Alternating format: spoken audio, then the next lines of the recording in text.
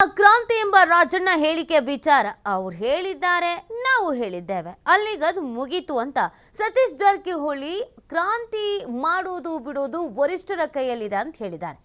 ಏನು ಮಾಡಿದ್ರು ಸಹ ವರಿಷ್ಠರು ಮಾಡಬೇಕು, ನಾವದ್ರಲ್ಲಿ ಒಂದು ಪಾಠ ಅಷ್ಟೇನು. ಬೆಳಗಾವಿಯಲ್ಲಿ ಸಚಿವ ಸತೀಶ್ ಜಾರಕಿಹೊಳಿ ಹೇಳಿಕೆಯನ್ನು ಕೊಡ್ತಾ ಇದ್ದಾರೆ. ಸತೀಶ್ ಜಾರಕಿಹೊಳಿ ಕೆಪಿಸಿಸಿ ಅಧ್ಯಕ್ಷರಾಗಬಹುದು ಎಂಬ ರಾಜಣ್ಣ ಹೇಳಿಕೆ, ಸಚಿವ ಕೆಎನ್ ರಾಜಣ್ಣ ಹೇಳಿಕೆ ಅವರ ವೈಯಕ್ತಿಕ ವಿಚಾರ. ಅವರು ಈಗಷ್ಟೇ ಅಲ್ಲ, ಸಾಕಷ್ಟು ಬಾರಿ ಹೇಳಿದ್ದಾರೆ. ಕಾಯೋಣ ಎಂದಷ್ಟೇ ಹೇಳಿಕೆಯನ್ನು ನೀಡಿದ್ದಾರೆ ಸಚಿವ ಸತೀಶ್ ಜಾರಕಿಹೊಳಿ. ಹೇಳಿಕೆಗಳನ್ನೆಲ್ಲ ಸಾಲ ಕೊಟ್ಬಿಡ್ತಾರೆ, ಆಮೇಲೆ ಅವರು ಹೇಳಿದಾರೆ, ನಾವು ಹೇಳಿದ್ದೀವಿ, ಮುಗೀತು, ಈಗ ಹೇಳ್ತಿರೋದಲ್ಲ ಮೊದಲಿನ ಹೇಳಿದ್ದೀವಿ ಅಂತ ಟರ್ನ್ ಹೊಡಿತಾರೆ. ಅಥವಾ ಈ ಹೇಳಿಕೆಗಳಿಂದ ಏನು ಬೆಳವಣಿಗೆ ಬದಲಾವಣೆ ಆಗಲ್ಲ ಅನ್ನುವಂಥ ಅರ್ಥದಲ್ಲಿ ತೀರಾ ನಾರ್ಮಲ್ ಆಗಿ ಮಾತಾಡ್ತಾರೆ. ಸೊ ಆ ಕೆಲಸವನ್ನ ಬಹಳ ಅಚ್ಚುಕಟ್ಟಾಗಿ ಸತೀಶ್ ಜಾರಕಿಹೊಳಿ ಮಾಡ್ತಾ ಇದ್ದಾರೆ. ಎಸ್ ನೋಡಿ, ಈಗ ರಾಜಣ್ಣ ಅವರು ಕೊಟ್ಟಂತ ಒಂದು ಸ್ಟೇಟ್ಮೆಂಟ್ ರಾಜಕೀಯ ವಲಯದಲ್ಲಿ ಸಾಕಷ್ಟು ಸಂಚಲನ ಕಾರಣವಾಗಿತ್ತು.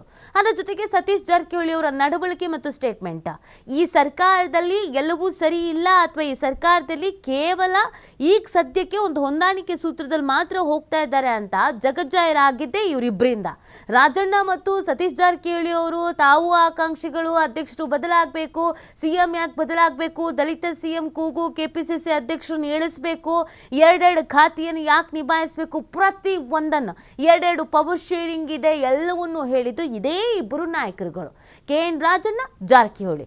ಇವರಿಬ್ಬರಿಂದಲೇ ಕಾಂಗ್ರೆಸ್ ಸರ್ಕಾರದಲ್ಲಿ ಎಲ್ಲವೂ ಸರಿ ಇಲ್ಲ, ಯಾವಾಗ ಏನ್ ಬೇಕಾದರೂ ಆಗಬಹುದು, ಆಕಾಂಕ್ಷಿಗಳು ಜಾಸ್ತಿ ಜನ ಇದ್ದಾರೆ ಅಥವಾ ಬಹಳ ಕ್ರಾಂತಿ ಆಗ್ಬಿಡತ್ತೆ, ಇದೆಲ್ಲವೂ ಗೊತ್ತಾಗಿದ್ದು ಈ ಎರಡು ಹಿರಿಯ ನಾಯಕರಿಂದ.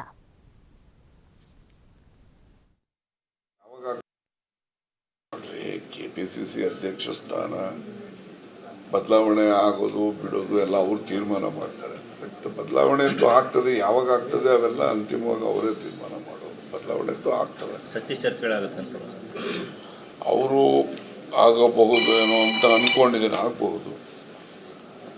ನೋಡಿ, ರಾಜಕಾರಣದಲ್ಲಿ ಯಾರೇನಾಗ್ತಾರೆ ಅಂತೇಳಿ ಯಾರು ನಿರೀಕ್ಷೆ ಊಹೆನೂ ಮಾಡೋಕ್ಕಾಗಲ್ಲ, ಆಗ್ತವೆ.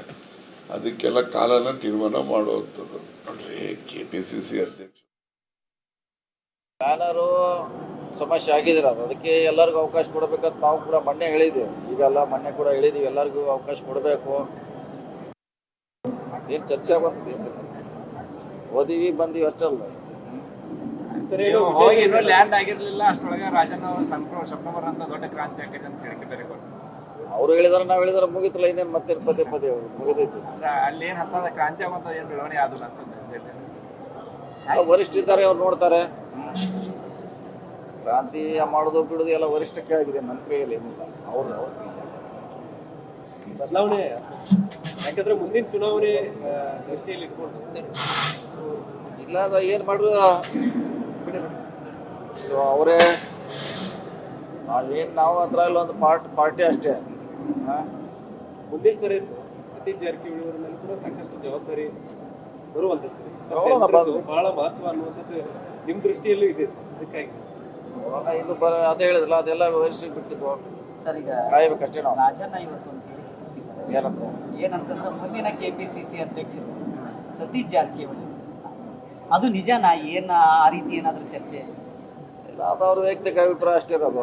ಬಹಳಷ್ಟು ಜನ ನೀವು ಹೇಳ್ತಿರಲ್ಲ, ಎಲ್ಲ ಟ್ರೇಡ್ ಆಗ್ತಾ ಇದೆ, ಅಲ್ಲಿ ಹೇಳ್ತಾರೆ, ಇಲ್ಲಿ ಹೇಳ್ತಾರೆ, ಎಲ್ಲರೂ ಹೇಳ್ತಾರ, ಅದು ವೈಯಕ್ತಿಕ ವಿಚಾರ ಅಷ್ಟೇ. ನೀವು ಡೆಲ್ಲಿಯಲ್ಲಿ ಇದ್ದಾಗ ಕ್ರಾಂತಿ ಆಗುತ್ತೆ ಅಂದ್ರೆ ಈಗ ನೀವೇ ಕೆಪಿಸಿಸಿ ಅಧ್ಯಕ್ಷರಾಗ್ತಾರ ಅಂತ ಅವ್ರು ಈಗೆಲ್ಲ ಸುಮಾರು ಸಾರಿ ಹೇಳ್ಯಾರ, ಈಗೇನು ಹೊಸದಿಲ್ಲ, ಆಗ್ಲಿ ಅಂತಿದ್ರು, ಈಗ ಆಗತ್ತಾರ ಅಂತಿದ್ರು. ಸುಮಾರು ಸಾರಿ ರಾಜಣ್ಣ ಅವ್ರು ಹೇಳಿದ್ದಾರೆ, ಹೊಸದೇನಲ್ಲ. ವೇಟ್ ಮಾಡೋಣ.